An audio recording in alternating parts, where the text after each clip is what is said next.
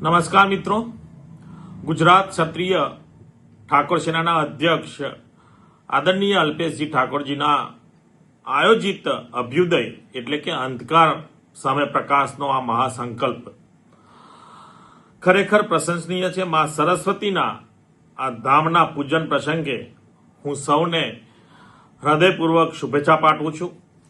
શિક્ષણ એ સૌથી મોટું શસ્ત્ર છે।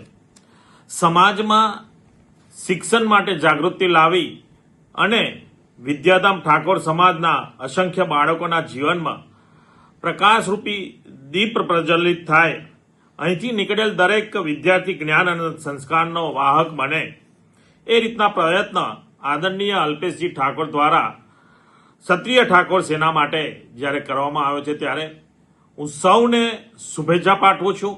અને મને ખ્યાલ છે કે આ સમાજ પહેલેથી જ એજ્યુકેટેડ છે, પરંતુ શિક્ષણ માટે વધુ જાગૃતિ લાવવા માટે અલ્પેશજી ઠાકોર દ્વારા આજે અત્યારે અભ્યુદય કરીને જે આ ઠાકોર સેના માટે શિક્ષણ માટે જે કામ કરવામાં આવી રહ્યું છે ખરેખર ખૂબ જ પ્રશંસનીય છે।